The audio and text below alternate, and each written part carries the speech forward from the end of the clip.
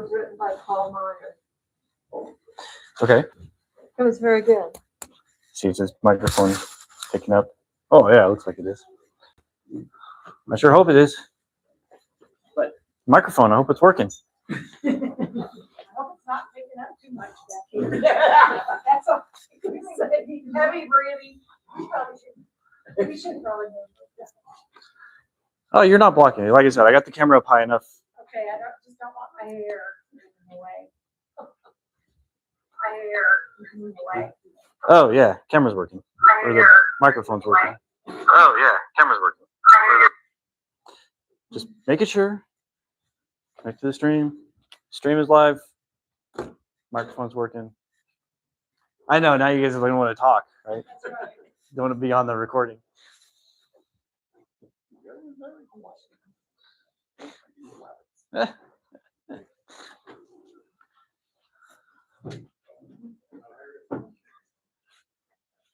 Oh, come on in.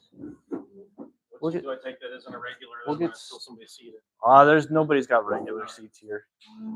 I rearranged the tables, so this isn't the normal setup for this room. So nobody has their normal seats.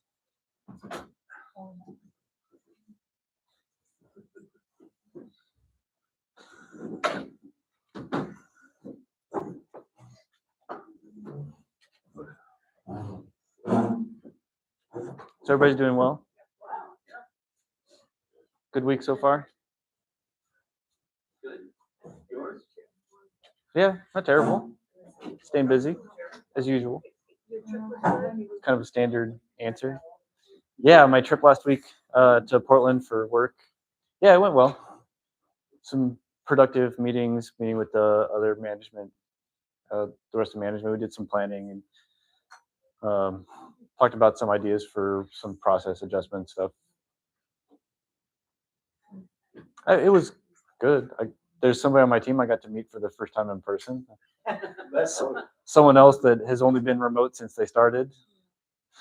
I guess I've been remote. They've been in the office, and I just haven't been back to see them. Comfortable chair. Comfortable chair. What do you do again? Or what do you do? I manage a couple of software teams for WebMD Health Services. We're based out in Portland. Nothing I say here reflects the views or opinions of WebMD.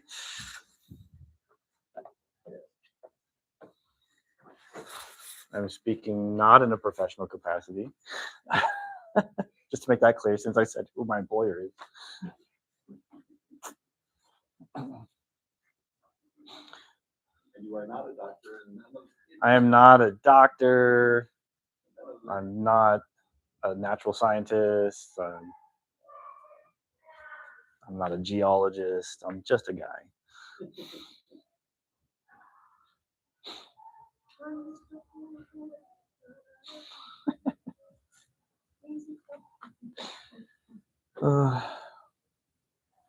Yep, we'll give people a couple minutes to filter in and we'll get started.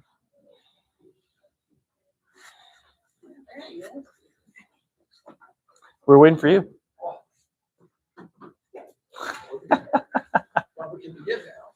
All right. No, it's almost time.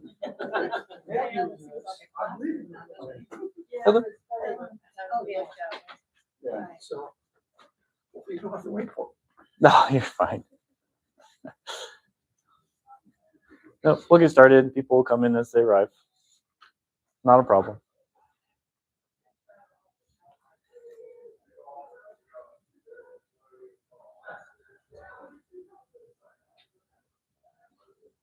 I'm glad you guys are joining me.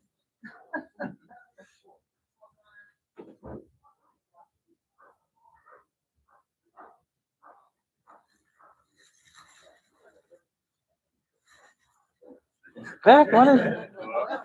Yeah, the one who wrote this one was amazing.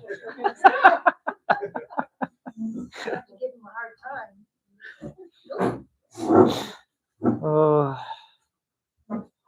Yep, not a problem.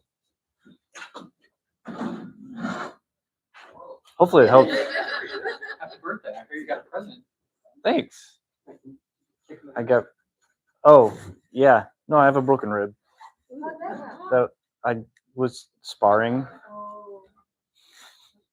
and I got kicked in the rib, and it was hard enough and in just the right spot that it broke it. But that's okay.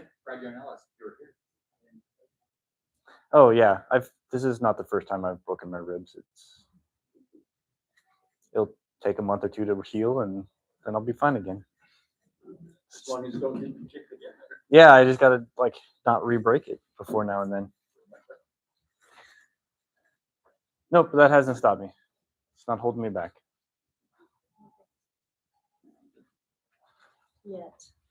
Yet. No, it's the first couple days are the most painful. But it's yeah. Well, no, they tell you to make sure you take deep breaths on purpose because yeah, if you don't circulate that air at the lower part of your lungs, and you get it's a lot of pneumonia for people with broken ribs.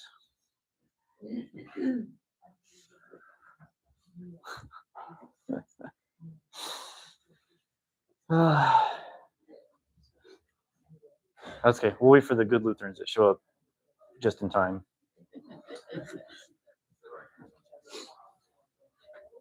And I actually put the tables in rows so that people can sit in the back. I'm actually hoping that makes it a little bit better than having it in a big circle. Well, I think we can get some more people in here too.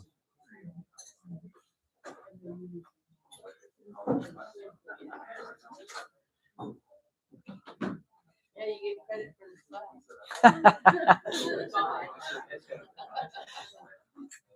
I'm not accredited, but I'll give you credit. You showed up. You attended. That counts. No, I tried to get the camera up high enough. It should be over everybody's heads. It's no problem. Oh man, I didn't expect to. I mean, I brought in extra chairs. I didn't know we were gonna run out again. That's all right. People can bring in some folding chairs if they need to. All right. Well. Yeah, Pastor. He's got that voice that carries. Yeah. Yeah. Which is Oh, that's good. I don't want to like people to feel like they can't come in just because the door's closed. All right. Well, we'll go ahead and get started. Hello, everybody. I think everyone here knows me. For anyone who's watching that doesn't know me, I'm Patrick Delancey. Like I said last time, a couple weeks ago, I'm just a guy. I'm not, a scientist. I'm not a geologist. I'm not a philosopher. I'm not a credentialed one, anyways. Everybody, I guess, can claim to be a philosopher in some right.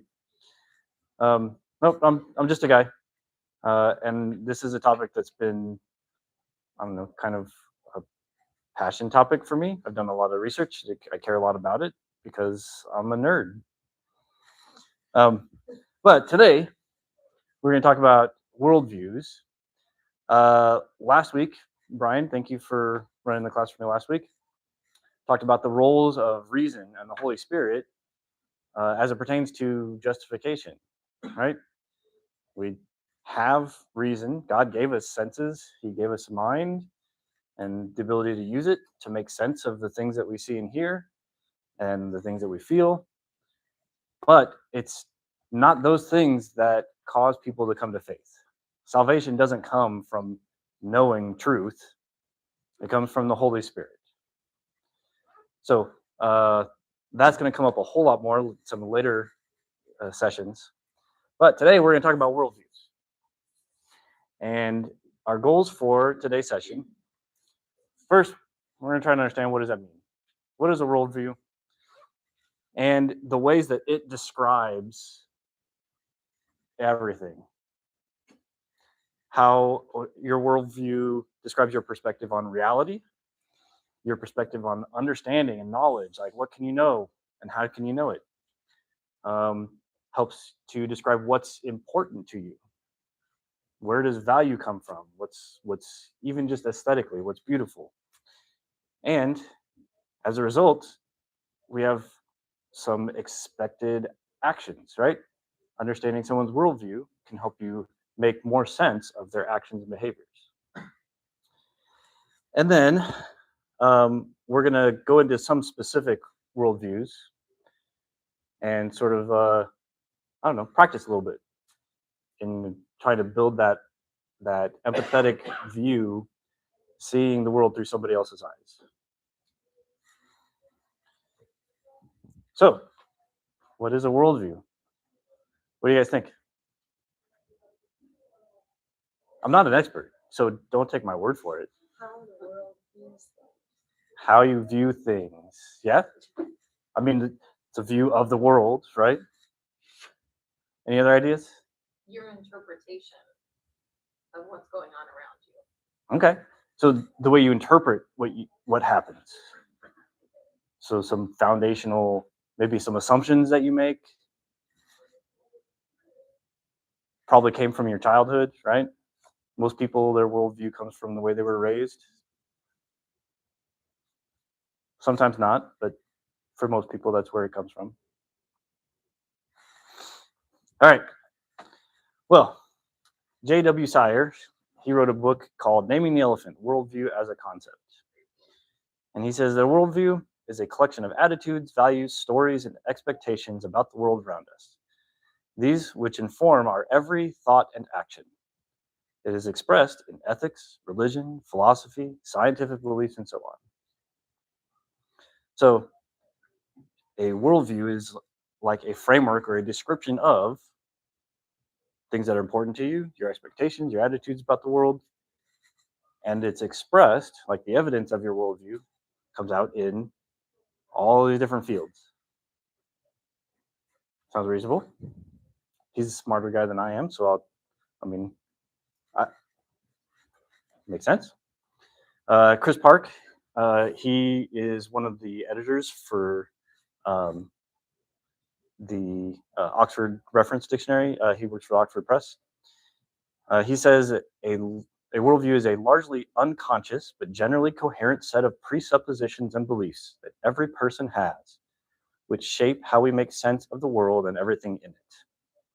This, in turn, influences such things as how we see ourselves as individuals, how we interpret our role in society, how we deal with social issues, and what we regard as truth.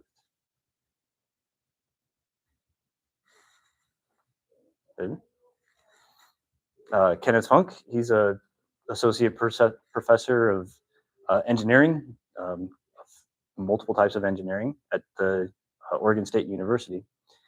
And he says a worldview is a set of beliefs about fundamental aspects of reality that ground and influence all of one's perceiving, thinking, knowing, and doing.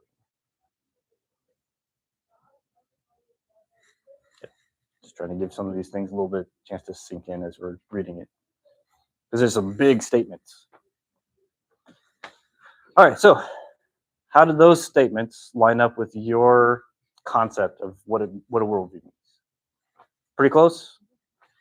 So worldview, it can be kind of seemingly easy to describe, but really hard to like define and nail down. It's hard to like really wrap your brain around it, to get your hands on it and understand what that means.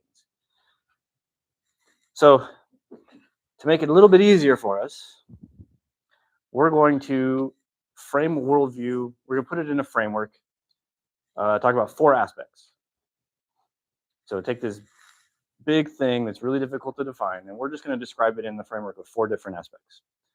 First, we're going to talk about how a worldview describes, or is your understanding of what is real. Right? What kinds of things exist? What is reality?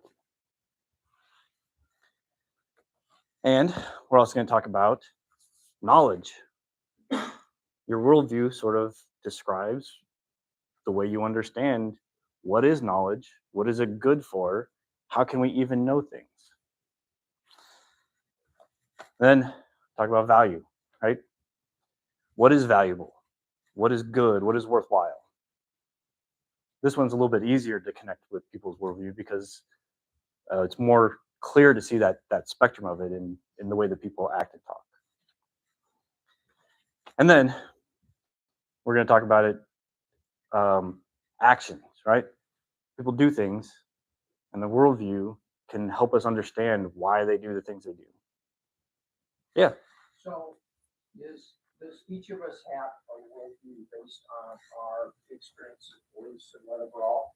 Or is there a worldview or a few worldviews? And so how's it defined in context of that? We each have a worldview. Yeah. Yeah. So the question is there a worldview? Is there a set of worldviews? I would say there are as many worldviews as there are human beings, right?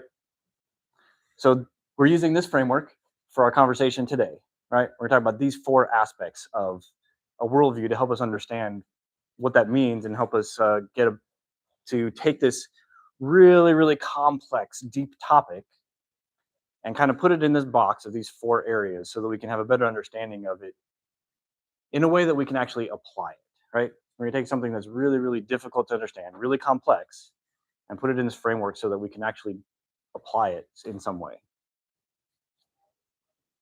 But yeah, everybody has a worldview. And I mean, we describe, and we will later, we'll put a name on some worldviews, kind of at a high level, but understanding that everyone that we would maybe put in that bucket, they've got variations on all these different areas within it. So, yes, thank you for calling that out.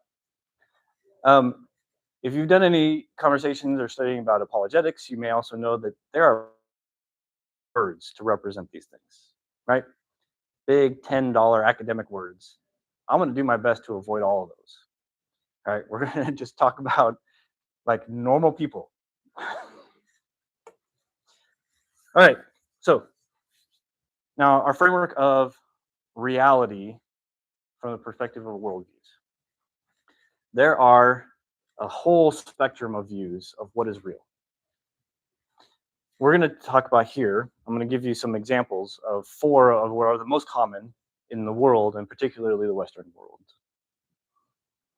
First, there is this realism view of reality, is that there is an objective reality that exists, right? There is a reality, one unified reality, and we are all human beings that live in it and around it.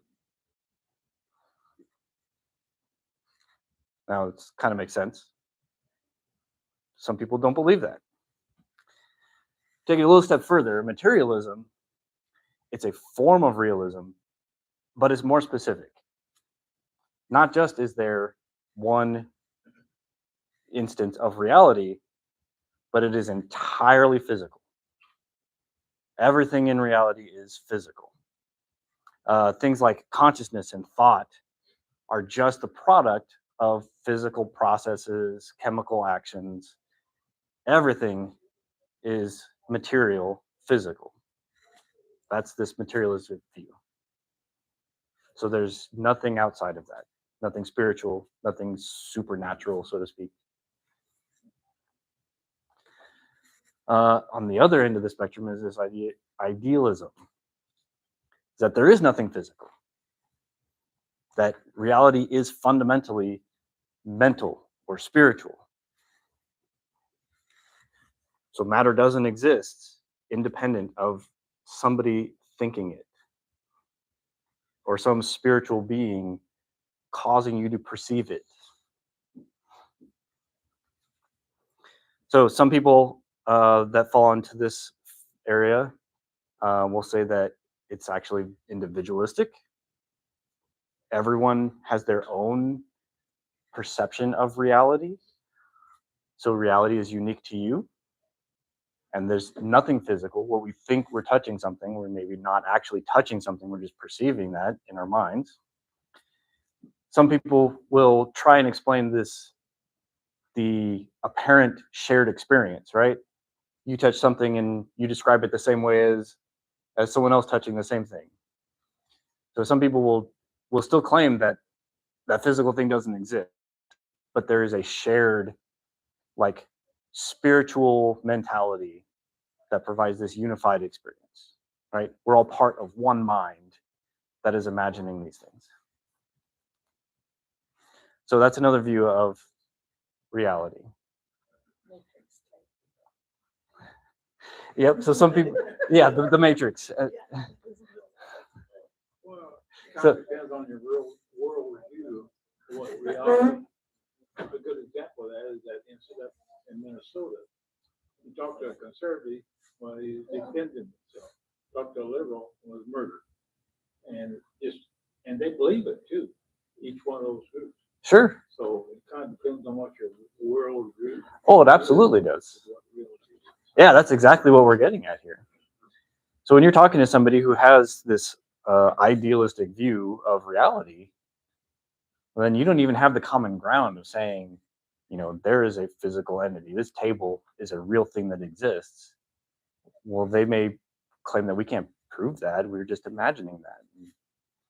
So it's difficult for me to comprehend, to put myself in that mindset.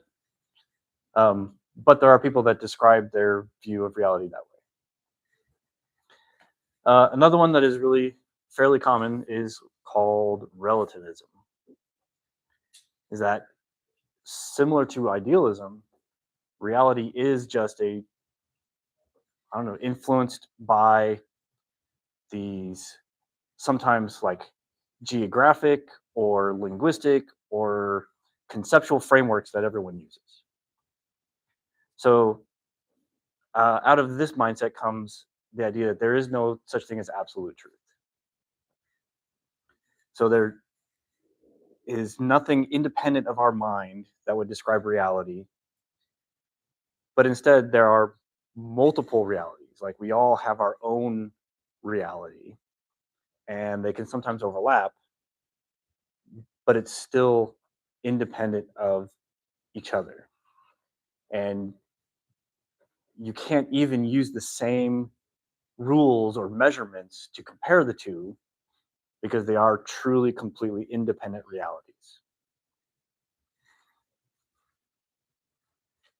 So the way that we understand the world is through interaction with the world, but it's my interaction with the world that creates that reality and my understanding of it. This is another one that I have a hard time really putting myself in that mindset to understand that perspective. But again, there are people that describe reality in these terms. All right. Questions, thoughts, ideas? Yeah. So, there is an absolute truth, but I understand some people might not adhere to that. But let's say, there was a time not too long ago, since this is politically sensitive, that the earth was flat. That was a pretty well held worldview that turned out to not be correct and is no longer viewed that way. Sure. I could still view the earth as flat. By most people, I could still view the earth as flat. I mean, so there is no truth in worldview or relativism, whatever. I guess whatever they want to think is what they're going to think, and that's true to them. Yeah, so you're really getting at kind of the core of this whole conversation is that the different worldview that someone has, their presuppositions, their beliefs about reality can be completely independent from another person. Very distinct, right? Wrong according to you, right?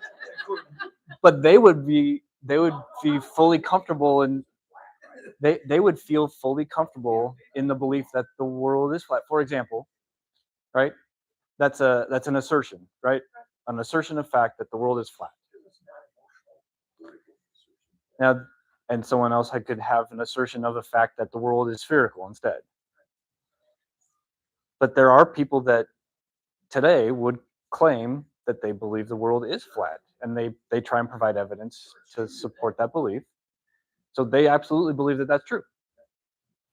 So that does get at that gets at the core of this whole conversation, is that we can have a bunch of people look at the exact same piece of evidence, right?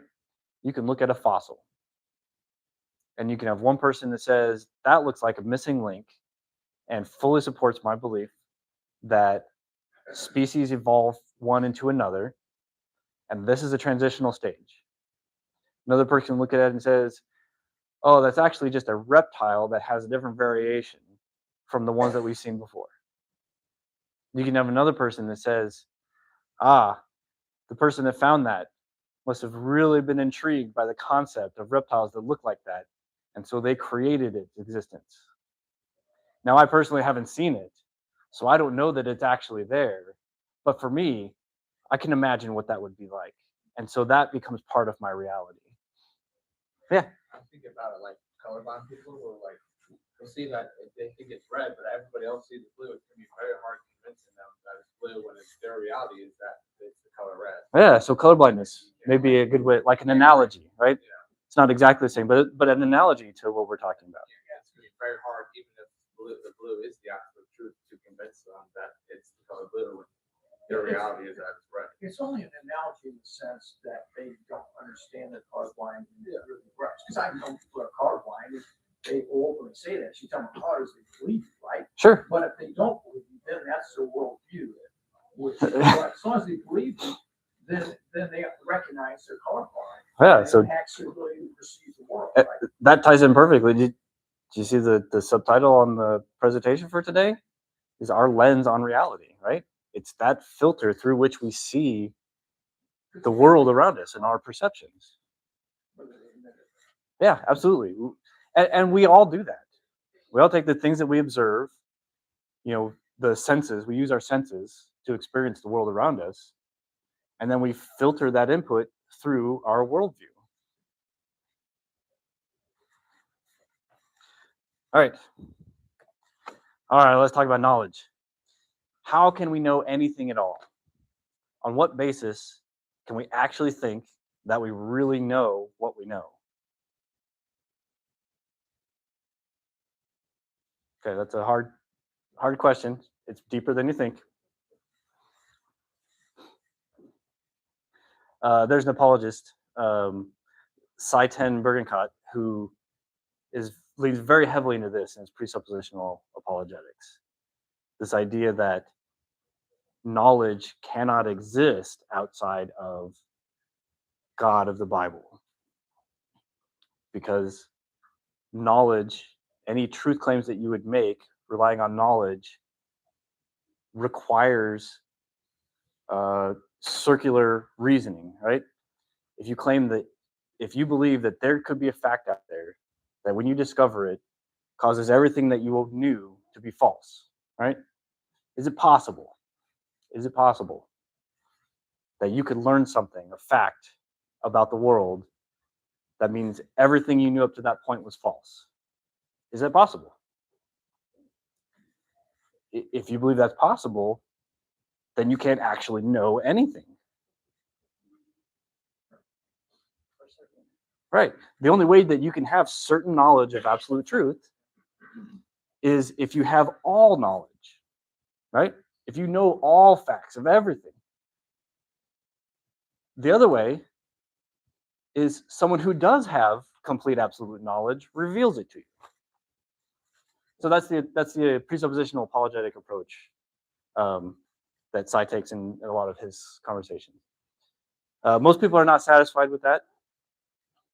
But let's talk about how people can understand knowledge, can know things, and how can you be certain that you know things, and how do you learn things, right? Like what supports this idea of knowledge? So knowledge, I'm going to speak to it in terms of not just thoughts that you have, but some level of certainty that you have a reason to believe is true. So already I'm like assuming some things. But one view of knowledge is this idea of rationalism. That our reason, our ability to think and understand things is the primary or only source of knowledge and truth. Right? Think about that a minute. So independent of sensory experience, it is our reasoning that defines truth, right? That's how we gain knowledge and how we know what's true, is through our ability to comprehend it and to reason about it. Okay. Is that like Descartes? Is he one that says, I think that way? Exactly. Descartes is is one of the prime examples that a lot of people lean on is early philosophers from this mental approach, right? I think, therefore I am is a really common quote.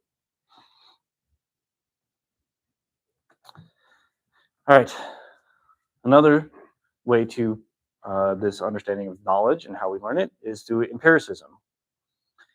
So all knowledge originates from sense experience and observation.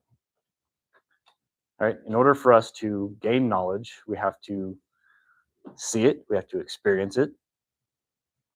So scientific knowledge, we do experiments, something repeats itself, like the scientific process, then we can claim that that's knowledge of truth.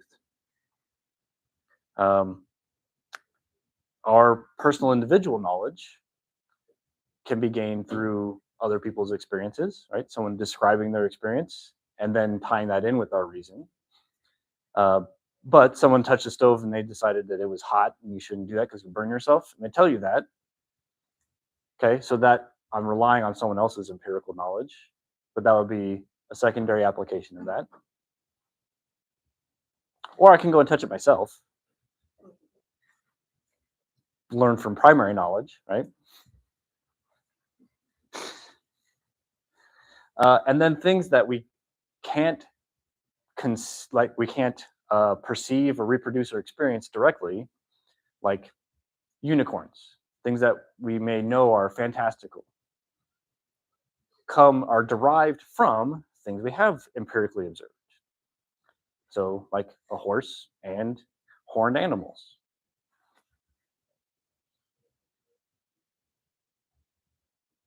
But all of it is foundational in this ability to experience it through our senses as the source of knowledge and truth.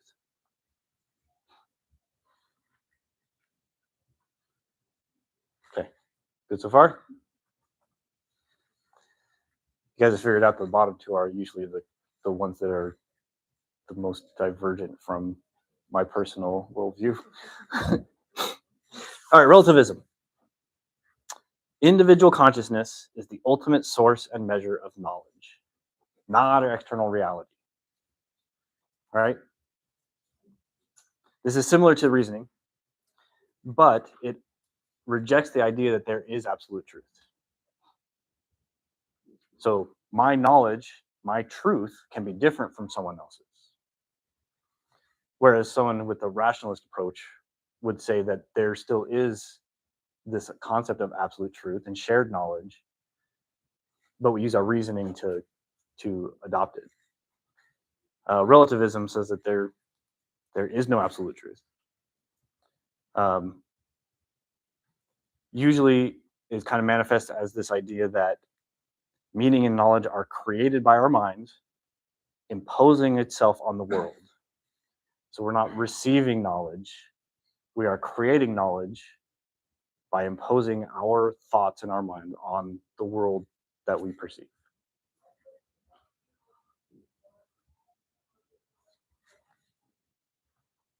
People that fall into this category typically will rely really heavily on emotions, finding truth in emotions. Yes, so like my truth being different from your truth.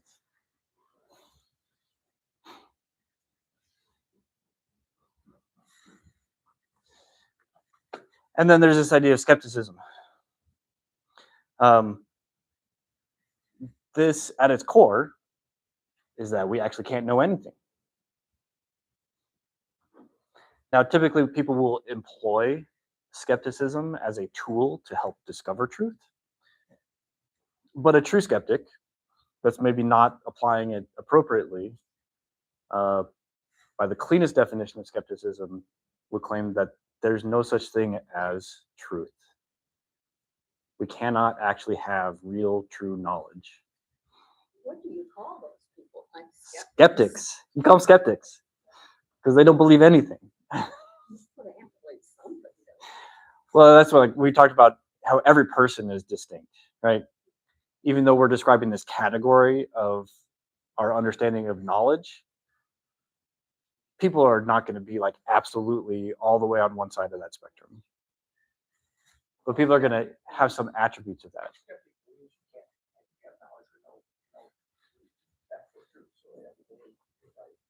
Yeah, they absolutely believe that it's true, that nothing can be true. Really? Right. Right, but that doesn't seem like a contradiction. So to them, it doesn't seem like a contradiction. And so do these categories overlap?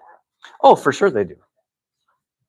Yeah, these are not meant to be like four distinct, independent categories. These are just ways of thinking about the idea of knowledge and what we can know and how we can know it. I know this is pretty like intense, deep stuff. Yeah, philosophy class, right? Didn't think you were going to sign up for a philosophy class, did you? All right, let's move on. Let's talk about what is valuable. Discussing things like morality, ethics, goodness, beauty, and so on. We're going to take 4 high-level views. Again, applying a little bit of a framework to help our understanding of this very vast, broad spectrum of a topic. So, first, let's talk about objectivism. That value, morality, has an actual independent existence. So independent of human opinion or desires, there are things that are good, there are things that are valuable, regardless of what somebody may say or think about it, or differencing of opinions.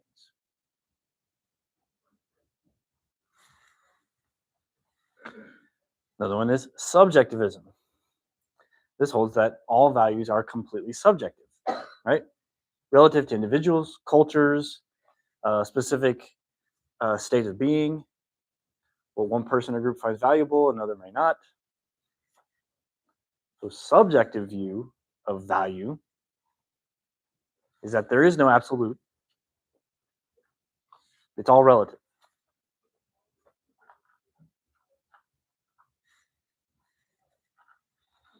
Okay, now we're going to get into the heavy stuff. Non-cognitivism. I couldn't find a way to avoid one of these big words. All right. So this is the view of value and morality.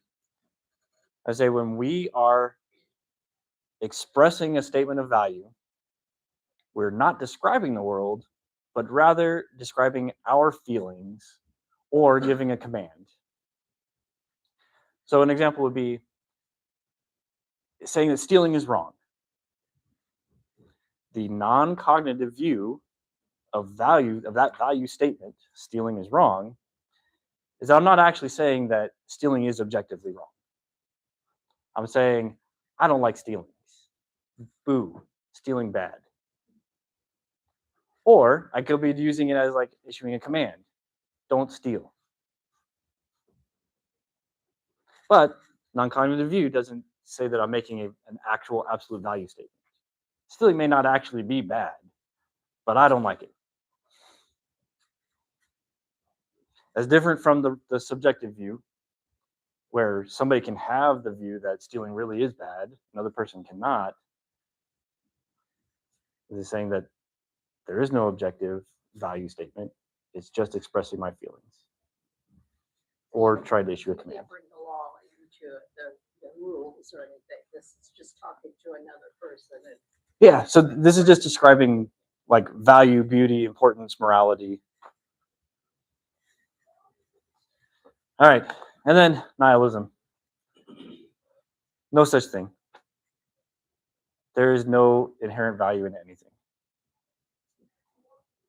Life is purposeless. All value judgments are completely subjective. Everything is ultimately pointless. that person needs help. That person needs help. All right, questions, thoughts? Yes. That stuff looks like it comes out of the 1920s and 30s. 1920s and 30s. So some. That's where you have communism, you have a whole mess of mess, for lack of anything. It just sounds almost like taking basic philosophy, Uh-huh.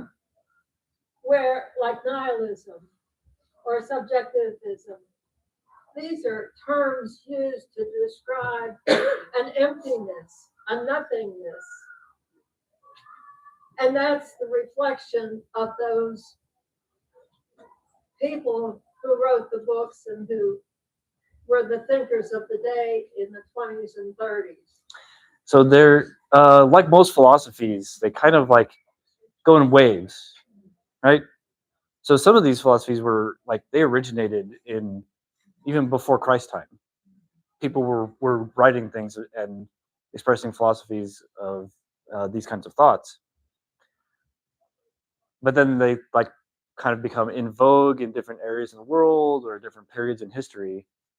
So yes, you're right. In the 20s, you know, sort of on the verge of war, some of these philosophies sort of became more prevalent.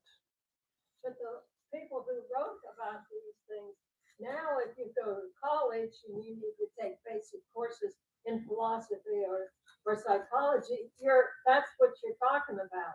So it continues on with that way of thinking. Yeah, so some of these ways of thinking are perpetuated through academia a lot.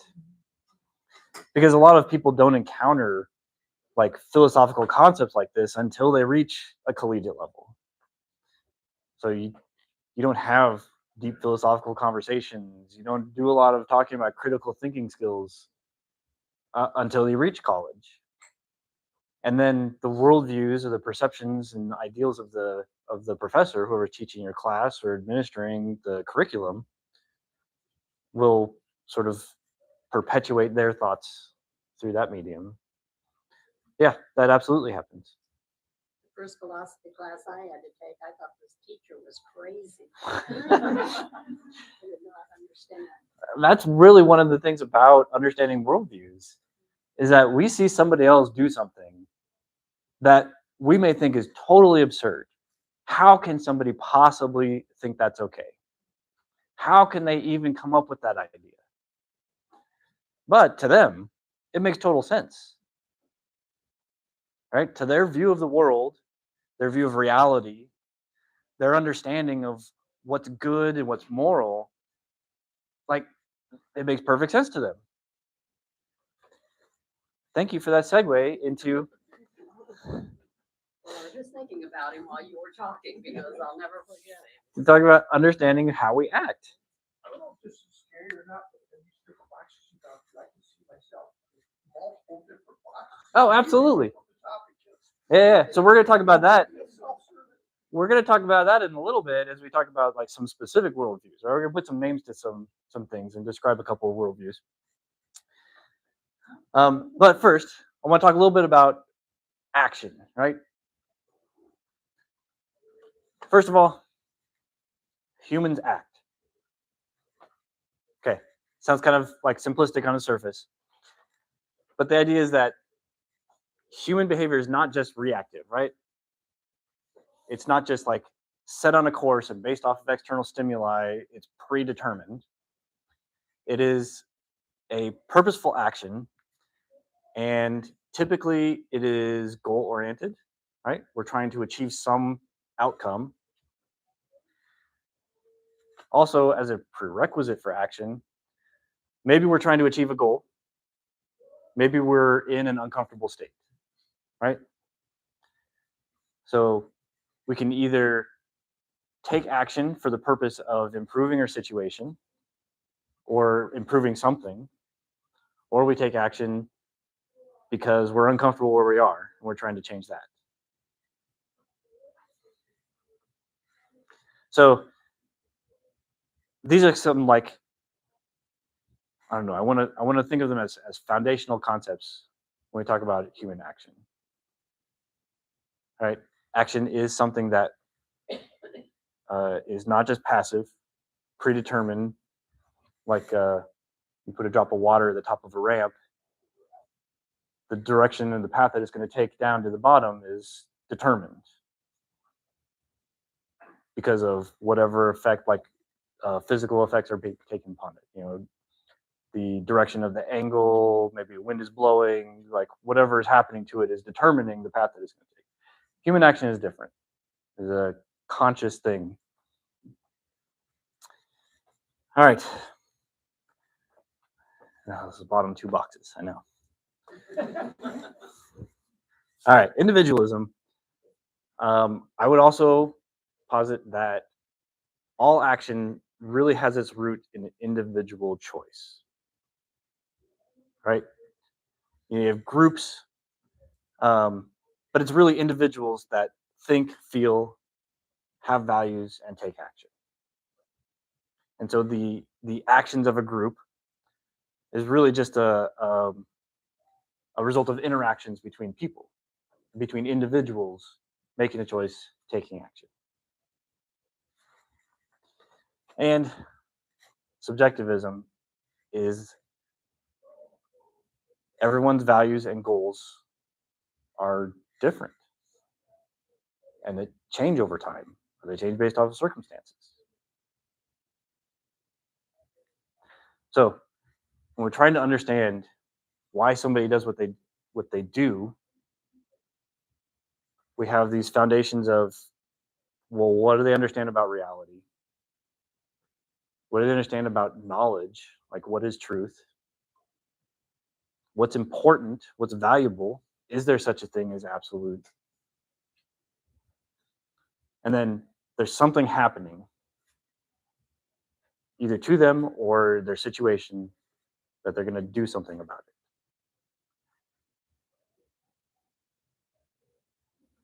So, a lot of big talk, kind of some heavy philosophical topics.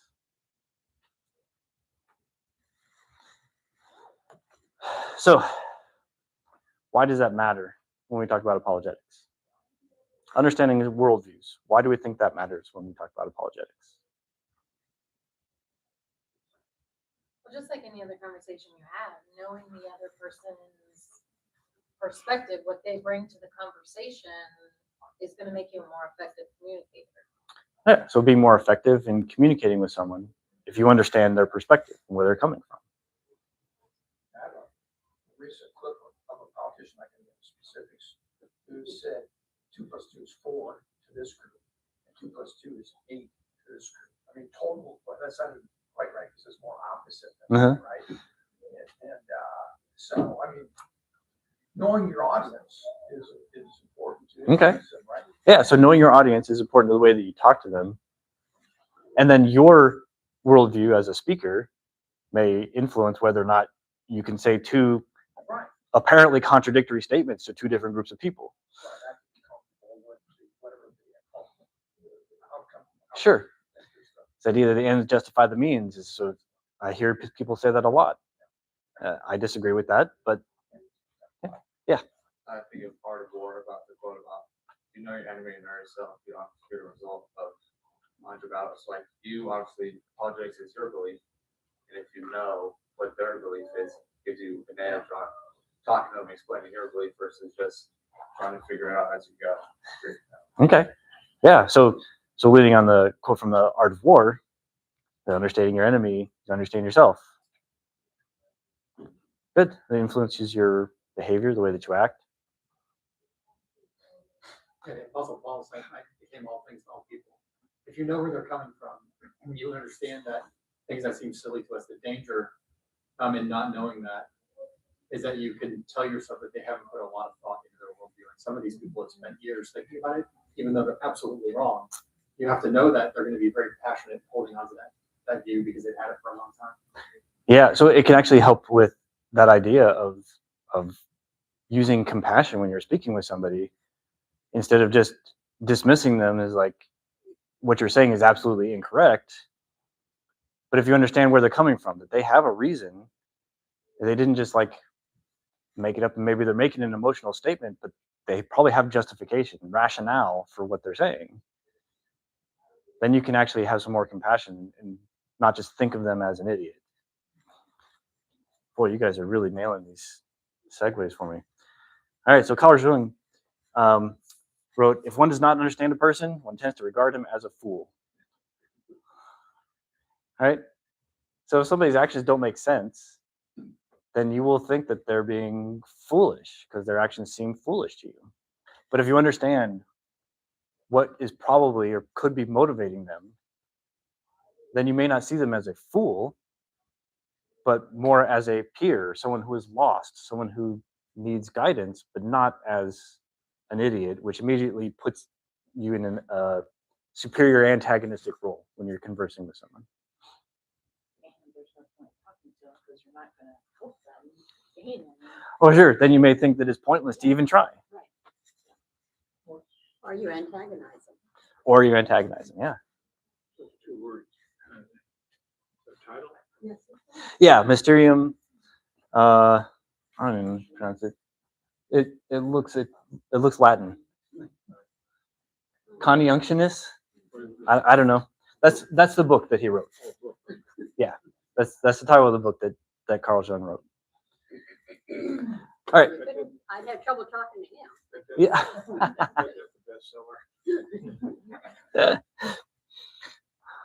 Yeah, my reference slide will actually have like citation information for that if you want to go get yourself a copy.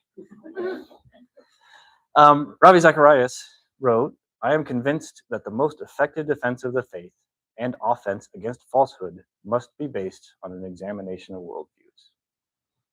I tend to agree for all the reasons that we've been talking about.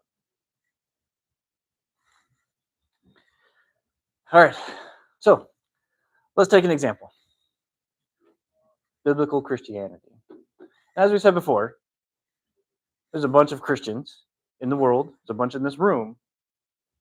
Chances are that there's some differences between each of us in the way that we perceive, especially when you get down to some of those details. Like we may have a slightly different understandings of different things. That's okay. But we're going to put it in this box anyways. Again, to support our conversation and our understanding so that we can, in later sessions, talk about how we actually apply all this in a real practical way. All right. So, I'm talking about reality. It's not merely physical, but also spiritual. We believe that there is an objective reality. God created it, an uncreated, eternal, all-powerful being. And it is both spiritual, physical, also mental, rational, conceptual, and spiritual. Like there are things that exist we can't touch and feel, that exist outside of the universe.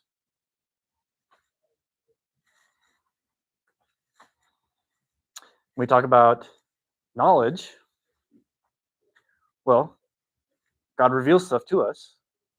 We believe that we do receive revelation from God through his word primarily, through the Bible, as he inspired the writers. We also integrate all the facilities that he's given us. God created us to have the ability to reason. He gave us senses to experience and observe the world. And then we make sense of it. We can understand it. We receive knowledge from our experiences. We receive knowledge from God. We receive knowledge about God from his creation. And our knowledge is dependent and derived on God as the source of all knowledge and truth.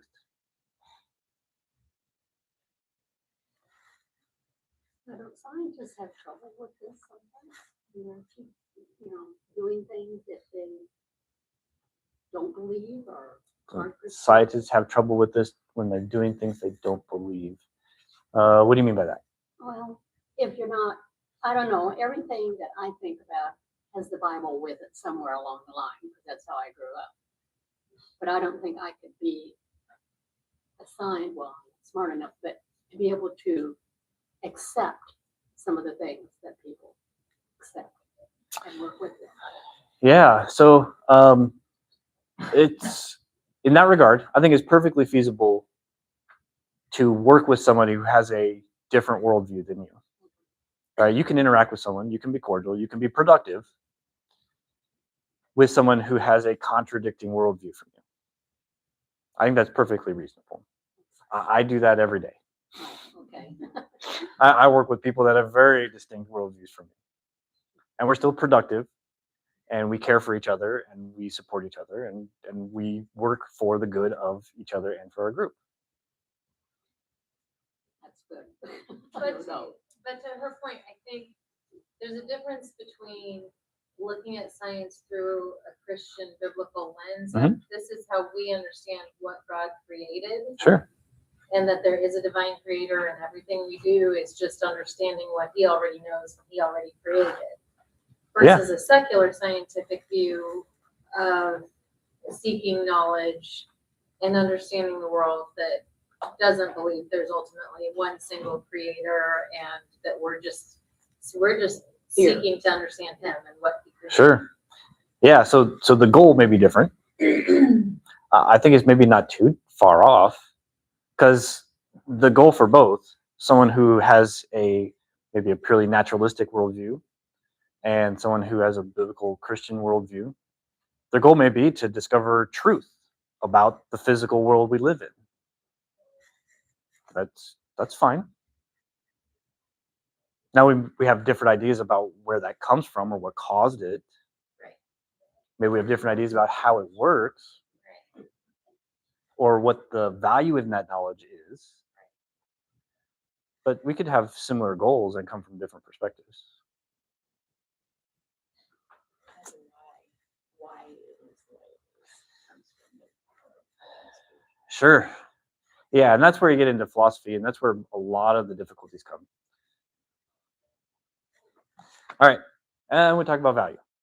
As a biblical Christian, I believe that there is objective morality, that there is value, and that it is given by God, right? Human beings have value because of God, just by the nature of what they are and that they were created. And there is absolute right and wrong.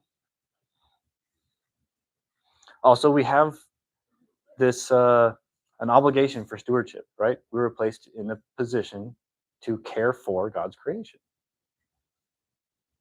Human beings, as being put above the rest of creation, are here to care for it.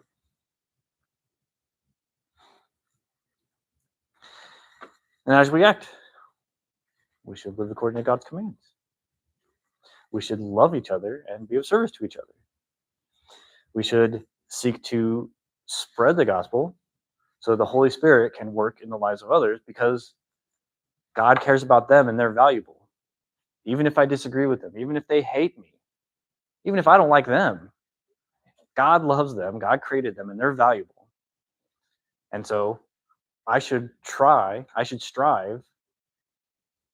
to help the Holy Spirit work in their life so that they can have eternal life and avoid the condemnation that is to come.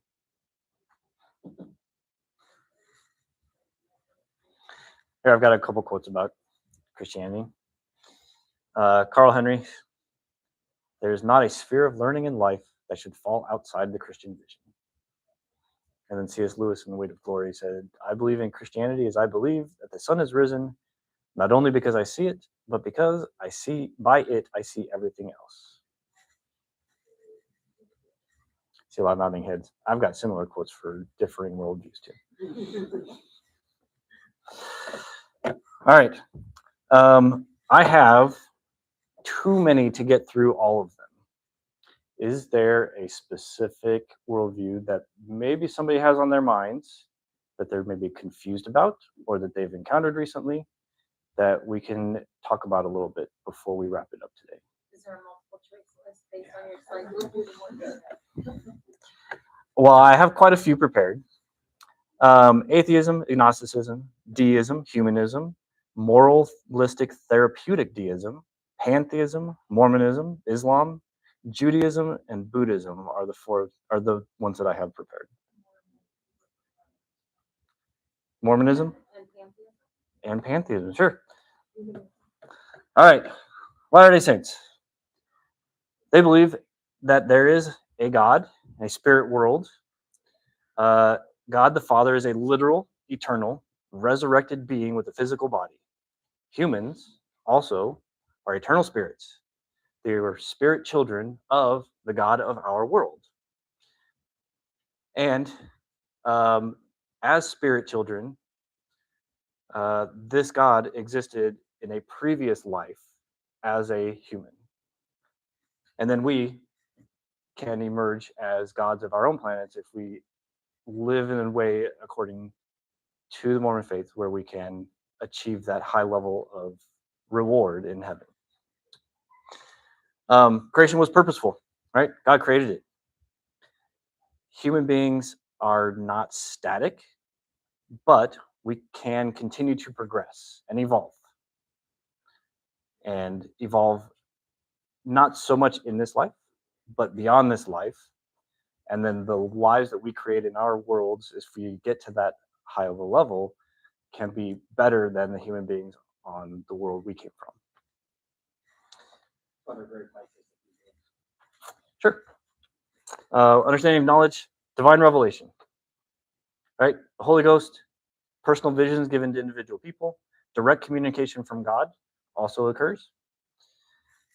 Faith and scripture, they have the sacred texts.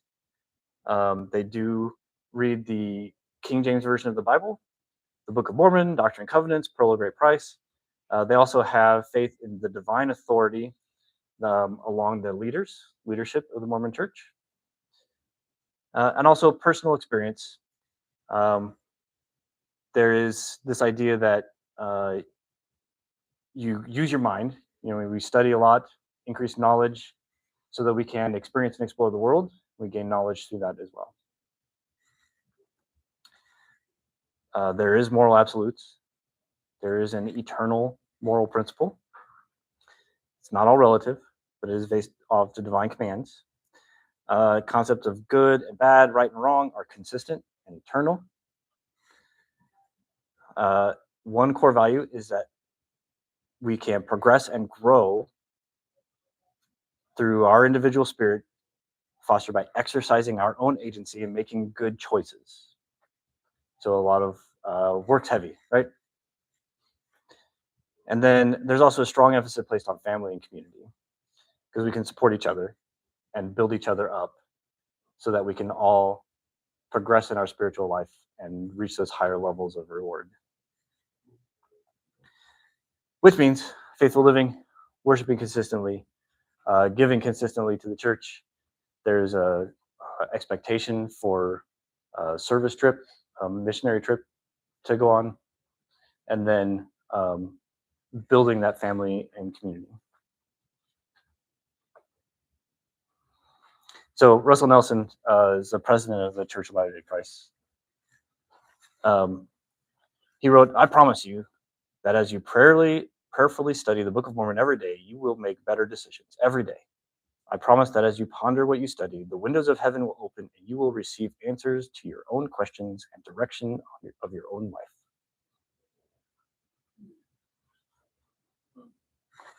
So you don't need God to help you, is what you're saying?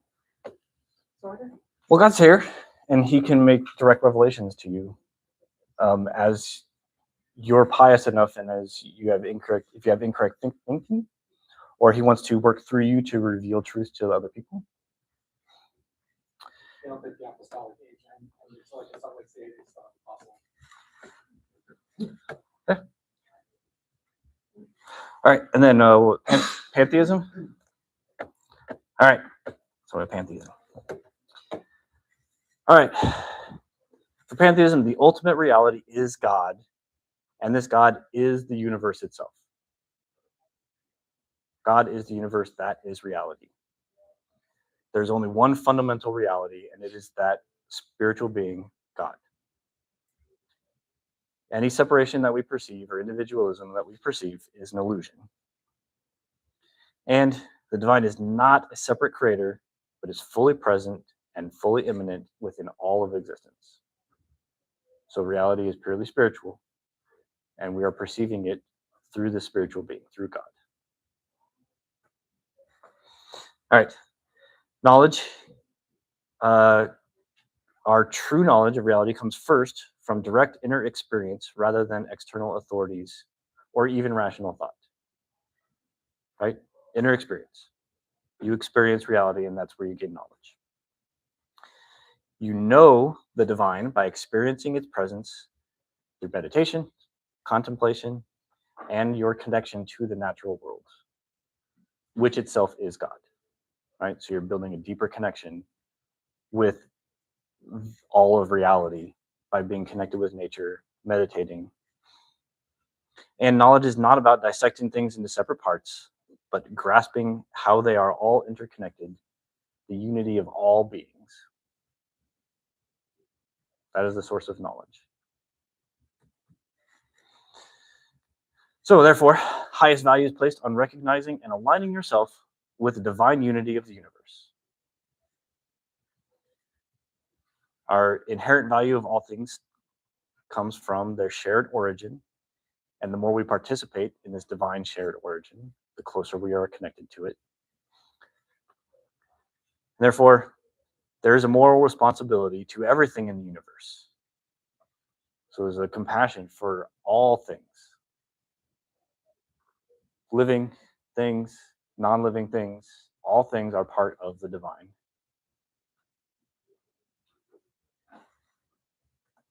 So therefore, you should try and live in harmony with all things. In balance with nature, the laws of the cosmos, the rhythm of the universe. Nature is a manifestation of the divine. Therefore, we should take steps, deliberate action to protect it, to honor it. And we should avoid all forms of violence, universal compassion.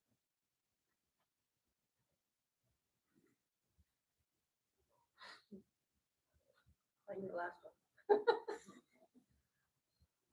This So- is really key because there's a lot of Indian immigrants now. Huh? This is Native Americans, and it's also probably Buddhists. And so this covers a lot of the United States right Yeah, so pantheism is a little bit of an umbrella term. Buddhism is a specific religion. now. Yep, Hinduism is another specific religion. I heard Buddhism referred to as a practice, not a religion. Sure. Sure. Yeah.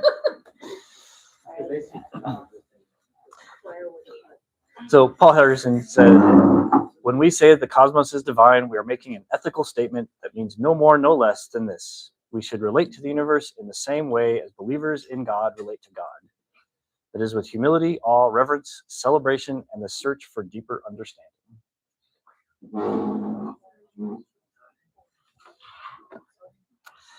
All right. I know we're over. Thank you guys for sticking it out.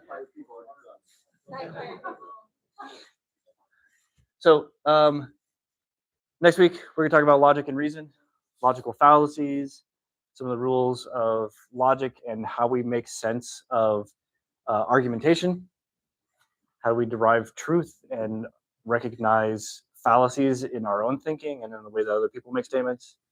And then we're going to go on to some specific evidences for the Bible, Jesus Christ, creation, cosmology, geology, and biology that's within the world.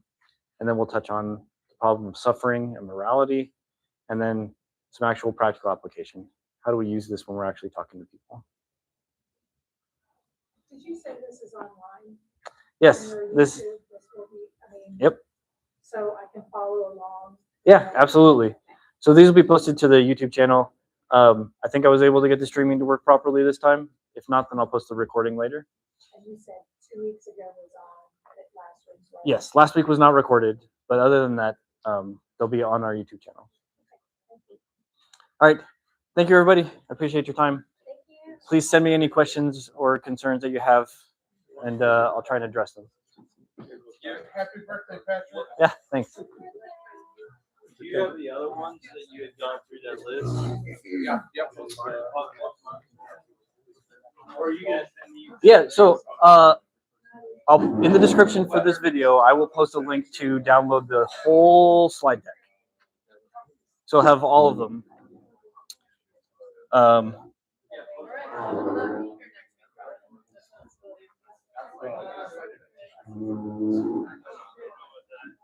Yeah. Happy birthday. Thank you. All right. So yes, if If you missed out on one of the others that are prepared, you can get those on the PDF afterward. Yeah, we'll put the tables back into the square they were